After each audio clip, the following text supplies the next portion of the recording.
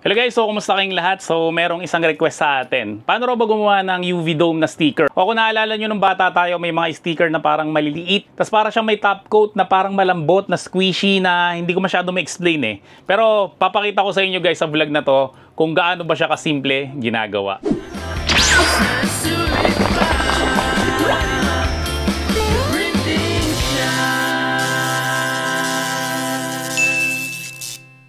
So ang gagawin ko na dome na sticker ay ito na lang aking logo ng The Printing Shop. So ang size nito guys is 2.25 by 2.25. So ang gagawin ko dito guys, lalagyan ko siya ng offset sa labas para kahit na sumobra yung cut ko, hindi siya halata na hindi sakto yung cut niya. So isa yan guys sa mga technique para mukhang laging sakto yung cut mo. So paano ginagawa yon? So i-click mo lang yung image mo. Tapos i-click mo lang tong star. Pag na-click mo na guys star, click mo lang tong offset. Tapos lagay mo dito guys 0.05. So ganyan kalaki guys. Tapos i-click mo lang tong offset mo. Tapos i-click mo lang dito. Itong pinaka dulo o yung pinaka malapit na kulay nito. Yan, so i-click ko lang siya. Tapos click ko lang tong send. Then i-click ko lang tong nasa labas. Tapos ilalagay ko dito is no cut. Highlight ko lang siya lahat. Ctrl Z, Ctrl V para mag-copy. Yan, so para dumami siya. Tapos, highlight ko lang siya lahat. Ctrl tapos arrow down. Yan, para mag-copy lang siya sa baba ng tatluhan kaagad. Ctrl, arrow down, Ctrl, arrow down. So, click mo lang tong view, registration mark. Advanced options mo lang siya guys. Then itong bottom inset. Yan, o, igalaw-galaw mo lang siya para lumipat dito guys yung color red na yan. Next natin na gagawin is i-print na natin to, no? So click ko lang tong print. Tapos syempre guys, piliin ko lang yung printer na gagamitin ko. Preferences ko lang siya. Then gagawin ko is premium glossy. Then gagawin ko siyang high. Tapos okay ko lang to. Then i-print na natin siya.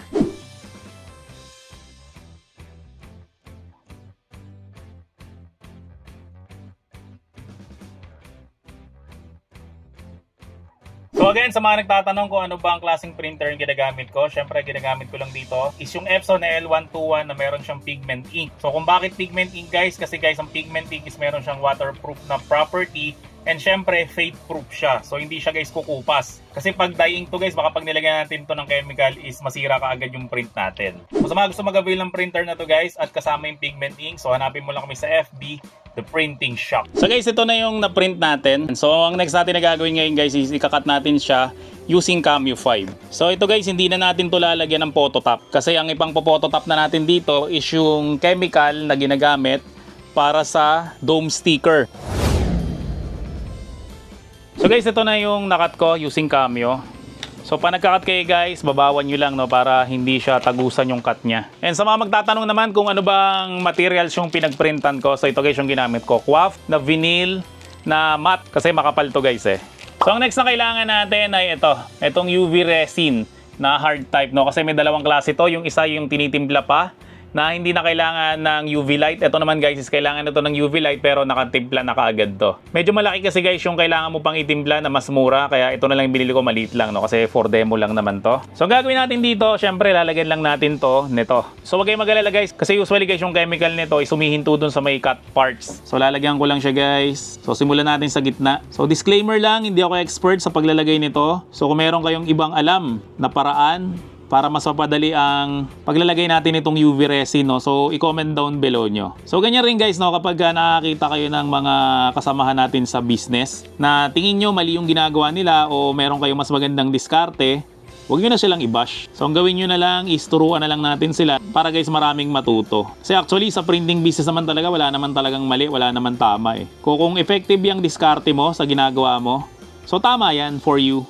Pero sa iba naman guys is hindi naman yun effective, so mali yan para sa kanila. So hanggat effective guys yung ginagawa mo, ituloy mo lang yan. Sana nakikita sa video no, na hindi siya tumatagos doon sa cut part. Yan. So ngayon guys, hindi ko na siya pinipiga. Kinakalat ko lang siya sa pamamagitan ng uso. Yung iba nito gumagamit ng karayom eh. So depende talaga yan guys sa diskarte nyo no. Kung ano yung effective sa inyo, ituloy-tuloy nyo lang yan. Yan. So isa lang muna guys yung gagawin ko, kasi medyo matagal siyang gawin. Then ang next na kailangan ko ay itong Sun Mini UV Nail Lamp. So ito guys yung ginagamit sa manicure para matuyo ka agad yung mga cutics. Then pwede siyang i-power ng power bank.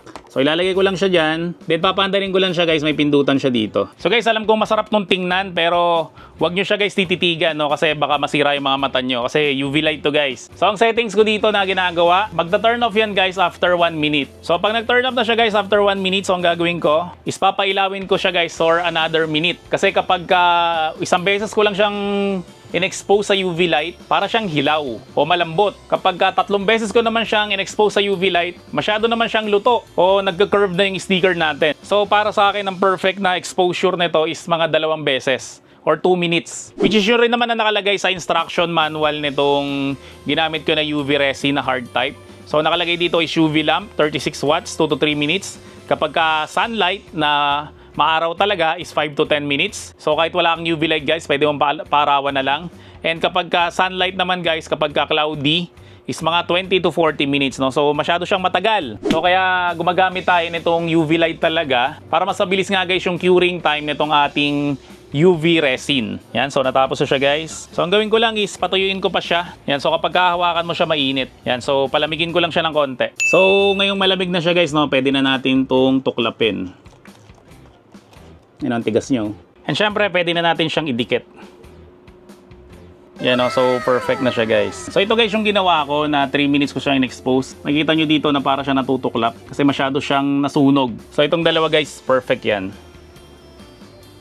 So guys, promote ko na rin yung bago kong vlog na ginawa. So kung mahilig ka guys sa mga gadget at gusto mo na ma-review ng mga gadget na iba-ibang klase, so hindi talaga ako nag-focus sa cellphone no? Mga handheld na gaming at kung ano-ano pa na basta tungkol sa tech, ay inaanyayahan na rin kita guys no, na mag-subscribe dun sa another channel na ginawa ko, which is Gadget Syndrome. So pasuyin na rin ako na pasubscribe na rin doon no, kasi pangarap ko na mahit ang 50,000 subscriber bago matapos tong taon na to. So hindi na imposible yan kasi guys dito sa channel ko na to, magto 200,000 na guys ang subscriber.